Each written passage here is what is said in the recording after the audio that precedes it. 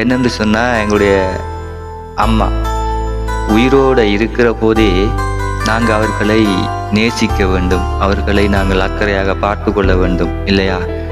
அம்மா என்றது அது பெரிய வரம். அது அப்போ அம்மா இல்லைன்னு சொன்னால் நாங்கள் இன்றைக்கு உலகத்தில் இல்லை. அப்போ தன்னோட உயிரை கூட பெரிதாக நினைக்காம அந்த எங்களை 10 மாதம் சுமந்து அந்த பிரசவ வலி அந்த வேதனையை கூட பெரிதாக நினைக்காம தன்னோட பிள்ளைக்கு எதுவும் ஆகிவிடக்கூடாது என்று தன்னோட உயிரை கூட பெரிதாக நினைக்காம எங்களை பெற்றெடுக்கிறாள் தாய். அப்போ அந்த நேரத்திலே தன்னோட உயிர் போகுமா போகாதா என்று கூட அந்த தாய் நினைக்கிறதில்லை. ஆனால் தன்னோட பிள்ளைக்கு எதுவுமே ஆகக்கூடாதுன்னு தான் நினைப்பாள். அப்படிப்பட்டவள் தான் தாய். அந்த தாயை உயிரோடு இருக்கிற போதே எல்லாருமே நேசிங்க, யாருமே தாயை வெறுக்காதீங்க.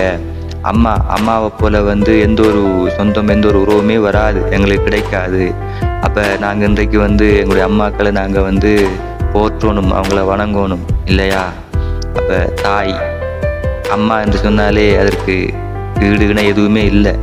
அப்போ இன்றைய நாளிலே இந்த உலகத்திலே இருக்கக்கூடிய எல்லா தாய்களையுமே நான் ஒரு மகனாக இருந்து நான் எல்லாரையுமே நான் வாழ்த்துறேன். எல்லா அம்மாக்களுக்குமே மறுபடியுமாக இனிய அன்னையர் தின நல்வாழ்த்துக்களை நான் சொல்லிக்கொள்கிறேன். என்னையும் உங்களோட எல்லார மகனாகவும் நினைத்து நீங்கள் என்ன ஆசீர்வதிங்க.